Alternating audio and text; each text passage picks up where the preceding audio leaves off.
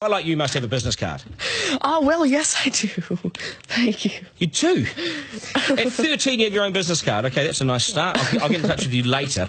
Sure. What do you do? Oh, well, mainly, I like to call myself a software and cognitive developer because I love developing with cognitive computing and artificial intelligence. I'm an algorithmist. I love working with, designing, and implementing algorithms. I'm a keynote and TEDx speaker. I'm an author. I've written a book, and I'm working on another one about IBM Watson. And, of course, I'm also an IBM champion for cloud and honorary IBM cloud advisor. Where did Hang I on go a second. wrong? Someone just get me a flannel card down. Do you go to school? Well, I'm currently homeschooled in grade 8, going to grade 9 now. Wow. Okay, so you're bright. Artificial intelligence, it's taking over the world. Is that fair to say? Well, you see, that's actually one thing that I believe a lot of people have, the sort of misconception that artificial intelligence is this technology that was made to replace humans at really everything we do, whether it be, our jobs or whatever we do at home every day. But really what I believe is that artificial intelligence was developed and is continuing to be developed for the sole purpose of really augmenting our life and amplifying our skills or capabilities and what we can do every day. But what about when the computers actually learn that they're better than us? Well, you see, that's sort of called a singularity of artificial intelligence, at which point artificial intelligence has surpassed human intelligence to the point that we cannot control it. But really what I believe at this point, artificial intelligence, I won't go into the details right now since we're limited on time, but the thing is right now, artificial intelligence itself as a technology is so foolable and so primitive that either A, we won't reach that singularity point, or B, if we do, it's a very long ways off. Do you understand that, Mark? No. I couldn't. I wanted to take notes for the exam at the end of it. You lost them in the first sentence. Could I perhaps offer you a golf ball?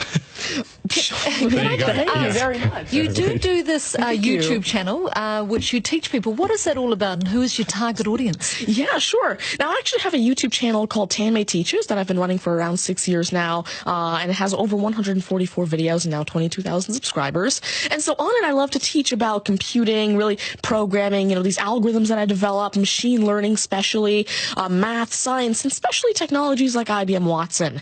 Because, of course, I like to share my knowledge because I realize that there's this lack of resources for people to learn about technologies like AI, which is why I absolutely love sharing my knowledge through, of course, these YouTube videos, the books that I'm authoring, the keynotes that I have, and really Watson comes in here in such a great way because Watson allows me... What's Watson? Sure. Mark thinks he's a golfer, but what is Watson? Now, IBM Watson is essentially a cognitive system that allows developers to incorporate cognitive and machine learning into their applications without having to code in the actual intelligence.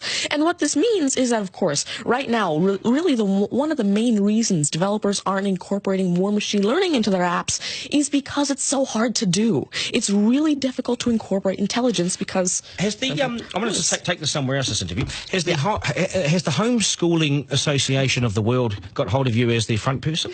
Well, there is actually a Homeschooling Legal Defense Association, I believe, HSLDA, in Canada, and I actually had a keynote for them last year in Niagara Falls. You're the poster boy for homeschooling, aren't you? Well, I did have a keynote for them, and I talked a lot about the advantages of homeschooling and why it's great for kids who want to go into different and really targeted subjects. Okay, I want to get right down to business now. When did you realise you were bright and smarter than most? Well, I originally started coding when I was 5 with simple languages like Fox Pro and Batch. But eventually, at 9 years old, I had my very first iOS app accepted into the Apple App Store called T-Tables. But did your mum and dad do something to you between 0 and 5 that plug you into the wall? What did they do to you? At 5 you were Are you smarter than your mum and dad, by the way? Well, I have... my dad used to work as a computer programmer, but he used to work with, simple, regular programming languages like Fox Pro, Batch, a little bit of C, etc.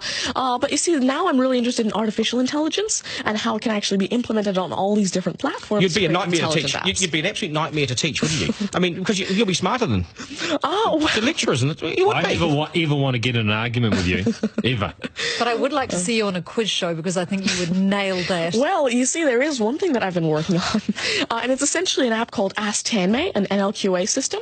And so essentially, it's a system that can take your natural language questions and answer them for you using Watson and artificial intelligence. And actually, the original reason why I made Ask Tanmay, there's an Indian version of the Who Wants to Be a Millionaire show called KBC, which I originally wanted Ask Tanmay to play. So that actually ties in quite a bit with what I wanted to do. It's nice to see you. Do you get because you're homeschooling? you wouldn't go to school dances and things like that, would you? School socials and things? Do you go? Oh, well, I actually used to be regularly schooled until grade 6. Right. Then I became homeschooled, and so, of course, I still do have my This is friends still from a school. victory for public schools. Take that golf ball Yep. and bring it back to me when you've actually worked out a way in which it'll always go straight. Because I think you could do it. Technically, using a genetic algorithm or something. I knew there'd be an answer. Hey, it's brilliant to meet you. You're a complete inspiration. Thank you. And I hope my son was watching, a 7-year-old son. Message to Buster Garner, you got work to do, mate. Do your homework, and we got to sharpen things up. Nice to see you. Thank you very All much. the very best. Thank You're you. amazing. Thank you. You're amazing. Okay, news is next, and then we are joined by today's panel, which won't be as smart as this guy, but they'll still be good, and we will head back to some of the beach as well for a game of 9 and 10. So much pressure now on the contestant in 9 and 10 just to rip through it and get it right. That's coming up after 8.